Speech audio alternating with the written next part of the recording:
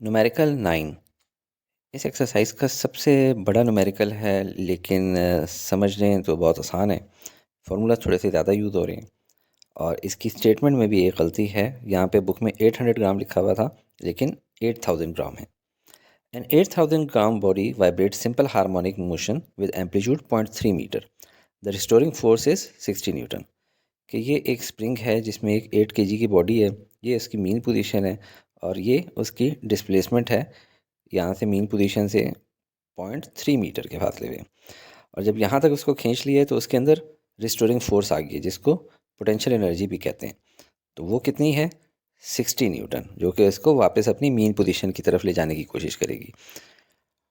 अब find out करना है हमने time, acceleration, V velocity, kinetic energy, potential energy when the displacement is 12 centimetre. जब ये यहाँ से वापस जाना शुरू करता है, तो जब 0.12 मीटर या 12 सेंटीमीटर के फासले पे रह जाता है मीन पोजीशन से, तो इस पोजीशन पे आपने ये 5 वैल्यूज़ मालूम करनी है: time period, acceleration, V, kinetic energy, potential energy. तो शुरू करते हैं। गिवन हमारे पास 3 चीज़ें हैं: मास है, एम्पलीट्यूड है और रिस्टोरिंग फोर्स है। और कहा हमें ये गया कि जब डिस्प्लेसमेंट होगी 0.12 मीटर, तो उस वक्त आप लोगों ने ये 5 चीज़ें मालूम करनी है: time period, acceleration, velocity, kinetic energy और पोटेंशियल एनर्जी। तो शुरू करते हैं। लेकिन याद रहे, जब स्प्रिंग की बात हो और स्प्रिंग कांस्टेंट ही ना मालूम हो के, तो फिर आगे चल नहीं सकते। लिहाजा सबसे पहले आपने स्प्रिंग कांस्टेंट के मालूम करना है। तो उसका फार्मूला आपको पता है, हुक्स लॉ से मालूम होता है, F is equal to K X, यानी K is equal to F over X. हमारे केस में एफ क्या है? रिस्टोरिंग फोर्स एफ आर, और एक्स क्या है? X A. तो K is equal to F R over X A is equal to 60 divide by 0.3 is equal to 200 newton, यानी force की यूनिट न्यूटन होती है और डिस्प्लेसमेंट की मीटर, तो न्यूटन पर मीटर। तो ये आ गई हमारे पास स्प्रिंग कांस्टेंट की वैल्यू।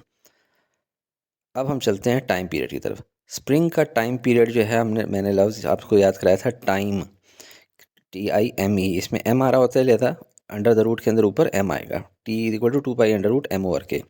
वैल्यूज़ डाल दें और 2 मल्टीप्लाई बाई 3.14, और अंडर द रूट क्या आ जाएगा? मास है 8 kg डिवाइडेड बाई के 200। इनको सॉल्व करें, ये हो जाएगा 6.28, और under the root 8 divided by 200, 8 divide by 200 से आ जाएगा 0.04।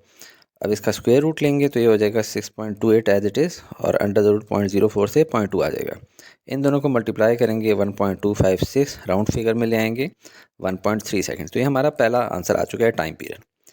सेकेंड पार्ट है एक्सेलरेशन, जो थोड़ा सा ट्रिकी है। इसका फार्मूला होता है माइनस ओमेगा स्क्वायर एक्स। अब ओमेगा क्या है? इसमें अक्सर बच्चे कंफ्यूज रहते हैं, कुछ को ये फार्मूला कैसे आया है ये नहीं समझ आता।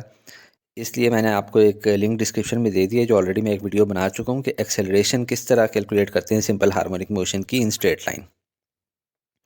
और थोड़ा सा आपको यहाँ पे दिखा भी देता हूँ, ताकि जिन बच्चों के पास वीडियो देखने का टाइम ना हो, यहाँ पे समझ लें। देखें, ये एक सर्कल है और इसके अंदर आपको मैं S is equal to V T, तो मशहूर ज़माना आपको एक याद ही होगा फार्मूला, जब सर्कल के अंदर आ जाता है। क्योंकि ये तो क्या है, लीनियर के लिए, linear displacement is equal to linear velocity multiply by time. जबकि सर्कल में कोई चीज़ घूम रही हो तो उसको कहते हैं angular displacement is equal to angular velocity multiply by time. ये एंगुलर वेलोसिटी को ओमेगा कहते हैं, एंगुलर डिस्प्लेसमेंट को थीटा कहते हैं। ये बिल्कुल ऐसे is equal to V T से ही time is equal to 2 pi by omega निकला हुआ है। Theta is equal to omega T है। और देखें थीटा कितना होगा जो एक पूरा चक्कर लगा ले? 2 पाई। और एंगुलर वेलोसिटी ओमेगा, और टाइम पीरियड जो इस सर्कल का होगा पूरा, वो कैपिटल टी। अब यहाँ से अगर आपने टाइम पीरियड निकालना है तो 2 पाई बाय ओमेगा कर लें, और अगर ओमेगा निकालना है तो 2 पाई बाय टी कर लें। तो अगर कभी आपको ओमेगा मालूम करना हो किसी चीज़ का जो सर्कल में मूव कर रही है, तो वो इस फार्मूले से फाइंड आउट करेंगे। और अगर पेंडुलम में है या मास अटैच विद स्प्रिंग में है, उसका किस तरह करेंगे? तो उसके फार्मूले आप लोगों को याद होंगे। Time period 2 pi under root L over G, और इसका क्या है? Time period 2 pi M over K, वो बाद में दिखाता हूँ। इसको देखें, 2 पाई बाय ओमेगा आपने एक चीज़ पढ़ रखी है। अब यहाँ से अगर ओमेगा नीचे है, तो ओमेगा को अगर अलहदा करना है तो ओमेगा की वैल्यू होगी अंडर द रूट जी, और एल नीचे आ जाएगा ओवर एल। कभी कभी ओमेगा स्क्वायर की ज़रूरत पड़ती है, जिस तरह हमें एक्सेलरेशन के फार्मूले में पड़ रही है। तो ओमेगा स्क्वायर करेंगे तो क्या हो जाएगा? जी ओवर एल। जब पेंडुलम की बात हो और ओमेगा स्क्वायर की ज़रूरत पड़े तो वैल्यू होगी G/L। इसी तरह जब स्प्रिंग अटैच विद मास हो तो time period is equal to 2π√m/k। क्यों? मास ऊपर याद रख लेंगे, टाइम पीरियड का जब फॉर्मूला होगा तो मास ऊपर आएगा, क्योंकि इसके लफ्ज़ में भी m आ रहा है, मैंने इससे याद रखा है। और अगर ओमेगा निकालना हो तो ओमेगा नीचे होता है, तो omega is equal to √k divided by m।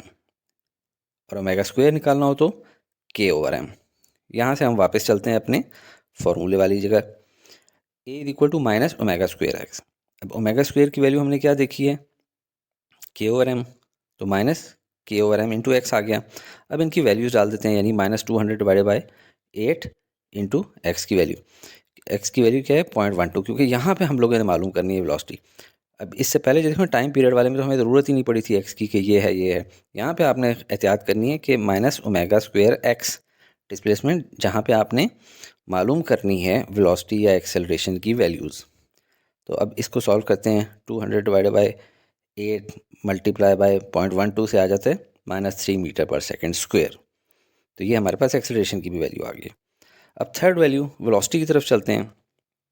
इसका फॉर्मूला मैंने आपको सिखाया था, omega multiply by under the root, यहाँ से लेकर जो मैक्सिमम डिस्प्लेसमेंट होती है उसका स्क्वायर, माइनस यहाँ से लेकर जिस जगह पर आपने मालूम करनी है वेलोसिटी उसका स्क्वायर, यानी कि ओमेगा अंडर रूट एक्स ए का स्क्वायर, क्योंकि यहाँ से मैक्सिमम डिस्प्लेसमेंट एक्स ए है, उसका स्क्वायर, माइनस यहाँ से लेकर जिस जगह पे आपने मालूम करनी है वेलोसिटी, यानी एक्स का स्क्वायर, इक्वल टू, ये देखें फॉर्मूले के अंदर भी, इस वाले के अंदर देखें वी हमने मालूम की थी इसकी वेलोसिटी पॉइंट की, तो वो इसी की पॉइंट की वेलोसिटी भी वही बनती है।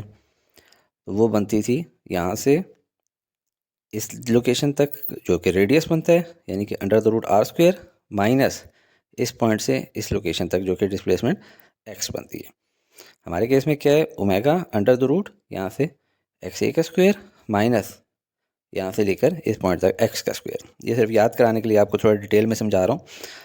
अब वैल्यूज़ डाल देते हैं। ओमेगा की वैल्यू कहाँ है, ये देखें ओमेगा स्क्वायर की थी 200/8, तो ओमेगा की वैल्यू क्या होगी अंडर द रूट 200/8, और अंडर द रूट एक्स ए की वैल्यू क्या है 0.3 का स्क्वायर माइनस 0.12 का स्क्वायर। अब इसको सॉल्व करें, 8 कितने ज़ा 200 होता है 25 ज़ा, और उसका स्क्वायर रूट ले लें तो 5 आ जाएगा।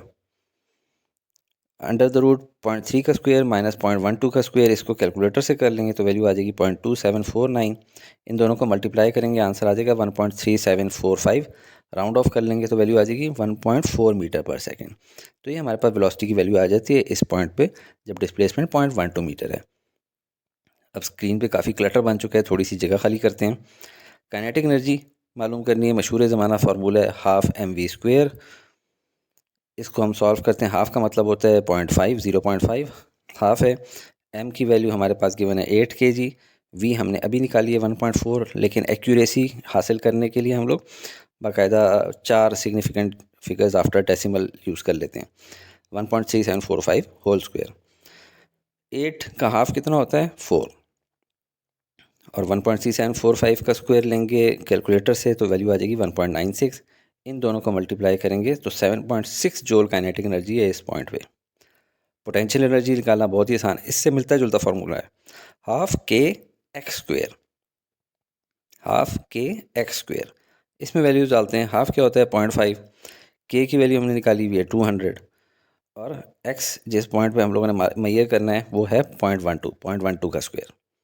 अब 200 का हाफ क्या होता है 100, और 0.12 का स्क्वायर क्या होता है, कैलकुलेटर से ले लेंगे 0.0144।